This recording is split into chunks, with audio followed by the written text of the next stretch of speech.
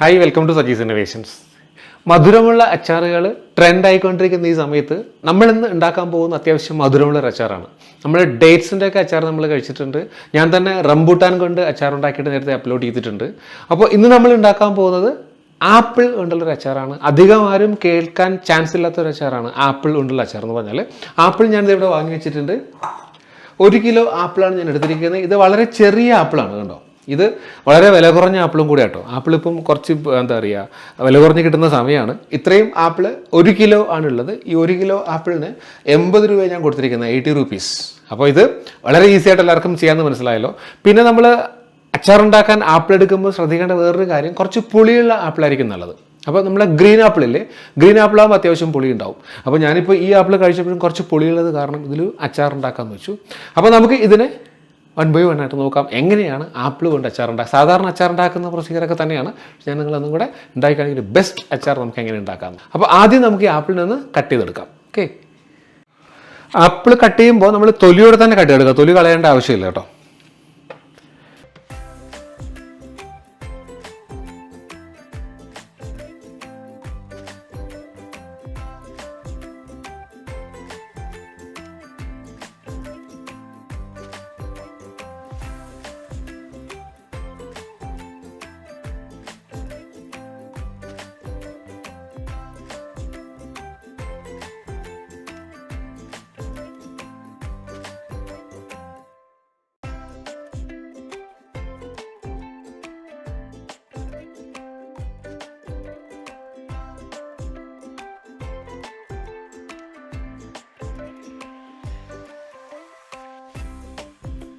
അപ്പോൾ നമ്മുടെ ആപ്പിൾ മൊത്തം നമ്മൾ കട്ട് ചെയ്ത് കഴിഞ്ഞിട്ടുണ്ട്. നോക്കിയേ, ആപ്പിൾ കുറച്ച് സമയം നല്ല കറുത്ത് പോകും, നമുക്കറിയാലോ. പെട്ടെന്ന് തന്നെ നമുക്ക് ബാക്കി വിഭവങ്ങളായിട്ട് വീണ്ടും കാണാം. അപ്പോൾ നമ്മുടെ അച്ചാറുണ്ടാക്കേണ്ട ഐറ്റംസ് എല്ലാം റെഡിയാണ്. എല്ലാം ഞാൻ എടുത്ത് വെച്ചിട്ടുണ്ട്. ഞാൻ ഓരോന്ന് ഇടുമ്പോൾ അതിൻ്റെ അളവ് പറഞ്ഞുതരാം. ഇത് ഞാനൊരു നോൺ സ്റ്റിക്ക് പാൻ അടുപ്പത്തേക്ക് വെച്ചിട്ട് ആ ചൂടായിരിപ്പുണ്ട്. ഇതിലേക്ക് ഞാൻ ഒഴിക്കാൻ പോകുന്നത് 1 കപ്പ് നല്ലെണ്ണ കേട്ടോ. എപ്പോഴും അച്ചാറുണ്ടാക്കാൻ നല്ലെണ്ണ നല്ലത്. ഞാൻ ഉപയോഗിച്ചിരിക്കുന്നത് 240 ml കപ്പാണ്. 1 കപ്പ് ഇതിലേക്ക് ഒഴിക്കുകയാണേ. അപ്പോൾ എണ്ണ ചൂടായി വന്നിട്ടുണ്ട്. ഇപ്പോൾ ഞാനിതിലേക്ക് 1 ടീസ്പൂൺ കടുക് ഇട്ട് കൊടുക്കുന്നുണ്ട്. അപ്പോൾ കടുക് ഒന്ന് പൊട്ടി തുടങ്ങുമ്പോഴത്തേക്ക് 1 ടീസ്പൂൺ ഉലുവ കൊടുത്ത് കൊടുക്കണ്ടേ. എന്നിട്ട് ഫ്ലെയിം ഒന്ന് കുറച്ച് ലോ ആക്കി വെക്കുക കേട്ടോ. സോ ഉലുവ ഒന്ന് ചുവന്ന് വന്നിട്ടുണ്ട്. അപ്പോഴത്തേക്ക് ഞാൻ ഇടാൻ പോകുന്നത് ഒരു 1/2 കപ്പ് ഇഞ്ചിയാണ് കേട്ടോ.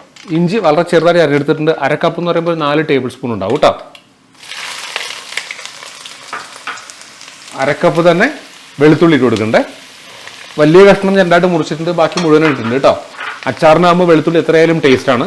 അതിൻ്റെ അളവ് നോക്കേണ്ട, കുറച്ച് കൂടുതൽ ഇട്ടാലും കുഴപ്പമില്ല. ഇതിലേക്ക് ഞാനൊരു 5 പച്ചമുളക് ചെറുതായിട്ട് അരിഞ്ഞിട്ട് കൊടുക്കുന്നുണ്ട്. ഒരു 3 തണ്ട് കറിവേപ്പില ഇട്ട് കൊടുക്കുന്നുണ്ട്. ഇതൊക്കെ കൂടെ ചെറിയ ഫ്ലെയിമിലൊന്ന് മൂപ്പിച്ചെടുക്കാം. അപ്പോൾ ഞാനിതൊരു 3-4 മിനിറ്റ് ഒന്ന് ഇളക്കിയിട്ടുണ്ട് കേട്ടോ. അത്യാവശ്യം ഒന്ന് മൂത്ത് വന്നിട്ട്, ഇത്രയും മൂത്താൽ മതി. ഈ സമയം നമ്മളിതിലേക്ക് പൊടി ആഡ് കൊടുക്കുക, അത്ര മാത്രമേ ഉള്ളൂ. വളരെ ഈസിയാണ്. നമ്മൾ ഈ ആപ്പിൾ ചോപ്പ് ചെയ്യാൻ എടുക്കുന്ന അല്ലെങ്കിൽ കട്ട് ചെയ്തെടുക്കുന്ന സമയം ഒഴിച്ച് ബാക്കിയെല്ലാം വളരെ പെട്ടെന്ന് നടക്കും കേട്ടോ. അപ്പോൾ ഇതിലേക്ക് ഞാനിപ്പോൾ ഇടാൻ പോകുന്നത് ഒരു 1/2 ടീസ്പൂൺ മഞ്ഞൾപ്പൊടിയാണ് കേട്ടോ. ഒരു കാര്യം ഓർക്കുക, ഫ്ലെയിം പരമാവധി കുറച്ച് കൊടുക്കുക. ഏറ്റവും ലോ ആക്കിയിട്ട് ചെയ്യാവുള്ളൂ കേട്ടോ. ഒരു 8 table spoon Kashmiri chilli powder ഇടുന്നുണ്ട്. കാശ്മീരി ചില്ലി പൗഡർ നല്ല കളറ് കിട്ടും, അതേസമയം എരിവ് കുറവുമായിരിക്കും. കൂടുതലായി എന്ന് പറഞ്ഞ് പേടിക്കണ്ട കേട്ടോ. വളരെ ലോ ഫ്ലെയിമിൽ ഇട്ട് കൊടുക്കുക കേട്ടോ. നല്ല കളറ് ഉണ്ടാവും. ഇതിലേക്ക് ഞാൻ 1 ടീസ്പൂൺ കായപ്പൊടി ചേർക്കുന്നുണ്ട്. കായപ്പൊടി അച്ചാറിൻ്റെ വളരെ അത്യാവശ്യം വേണ്ട ഒരു സാധനമാണ്.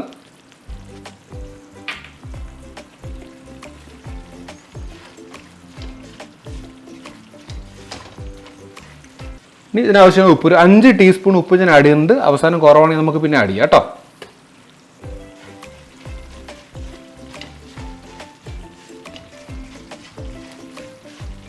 മസാല അത്യാവശ്യം ഒന്ന് മൂത്ത് വന്നിട്ടുണ്ട്. ഈ സമയം നമ്മളിതിലേക്ക് കട്ട് ചെയ്ത ആപ്പിൾ ഇട്ട് കൊടുക്കുക കേട്ടോ.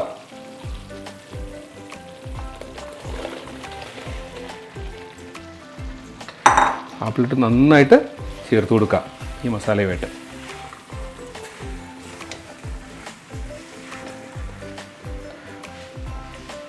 ആപ്പിൾ ഇട്ട ശേഷം ഒത്തിരി അങ്ങോട്ട് വേവിക്കാൻ പാടില്ല കേട്ടോ. ചെറുതായിട്ടൊന്ന് ചൂടായാൽ മതി. ഇനി ആപ്പിൾ നല്ല സോഫ്റ്റായിട്ട് കിട്ടണമെങ്കിൽ ഒന്ന് ചൂടാക്കിയാലും കുഴപ്പമില്ല, കുറച്ച് സമയം വെച്ചാലും കുഴപ്പമില്ല. എനിക്ക് കുറച്ച് ക്രഞ്ചി ആയിട്ടിരിക്കാനാണ് ഇഷ്ടം. അതുകൊണ്ടാണ് അധികം ചൂടാക്കുന്നില്ല. ഇതിലേക്ക് ഒഴിക്കാൻ പോകുന്ന 1 കപ്പ് വിനാഗിരിയാണ്. ഞാൻ നേരത്തെ എടുത്ത പോലെ 240 ml കപ്പാണ്. 1 കപ്പ് വിനാഗിരി ചേർത്ത് കൊടുക്കുക കേട്ടോ. നന്നായിട്ട് ഇളക്കി കൊടുക്കുക കേട്ടോ.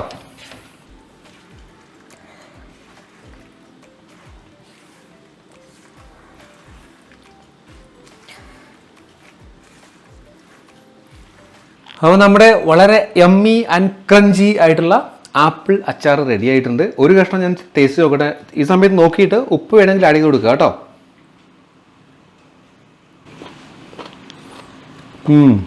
ശരിക്കും ക്രഞ്ചിയാണ്. ആവശ്യത്തിന് ഉപ്പും പുളിയും എല്ലാം ഉണ്ട്. ചേരുവകളൊക്കെ ഇത്ര തന്നെ മതി കേട്ടോ, നിങ്ങൾ എടുക്കുന്ന ആപ്പിൾ 1 കിലോ ആണെങ്കിൽ.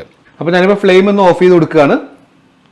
ഓഫ് ചെയ്ത് കൊടുത്തിട്ട് ഇത് നന്നായിട്ട് തണുത്തതിന് ശേഷം വേണം നമ്മൾ ഒരു ബോട്ടിലേക്ക് മാറ്റാൻ. അപ്പോൾ നമ്മൾ ഒരു 2 ആഴ്ച കൊണ്ടൊക്കെ ഉപയോഗിച്ച് തീർക്കുകയാണെങ്കിൽ ഉറപ്പായിട്ടും ഒരു കേടും കൂടെ ഇരുന്നുള്ളൂ. കാരണം നമ്മൾ വെള്ളം ഒന്നും തന്നെ ആഡ് ചെയ്തിട്ടില്ല. അതിൽ കൂടുതൽ ഉപയോഗിക്കുകയാണെങ്കിൽ ഫ്രിഡ്ജിൽ വെക്കുന്നതാണ് കുറച്ചും കൂടെ സേഫ്. അപ്പം ആപ്പിൾ കൊണ്ടുള്ള കിടിലൻ അച്ചാർ റെസിപ്പി എല്ലാവർക്കും ഇഷ്ടമായി ഞാൻ കരുതുന്നു. ഞാൻ മറ്റു ചില അച്ചാറുകൾ ഓൾറെഡി ഉണ്ടാക്കിയിട്ടുണ്ട്. അതിൻ്റെയൊക്കെ ലിങ്ക് ഡിസ്ക്രിപ്ഷൻ ബോക്സിൽ ഞാൻ കൊടുത്തിരിക്കാം. എല്ലാവരും അതും കാണുക. അപ്പോൾ എൻ്റെ ചാനൽ ഇതുവരെയും സബ്സ്ക്രൈബ് ചെയ്യാതെയാണ് വീഡിയോ കാണുന്നതെങ്കിൽ ദയവായിട്ട് സബ്സ്ക്രൈബ് ചെയ്യുക, ലൈക്ക് ചെയ്യുക, ഷെയർ ചെയ്യുക. സോ മറ്റൊരു വീഡിയോ ആയിട്ട് വീണ്ടും കാണുന്നവരെ ബൈ ഫ്രം സജീസ് ഇന്നോവേഷൻസ്.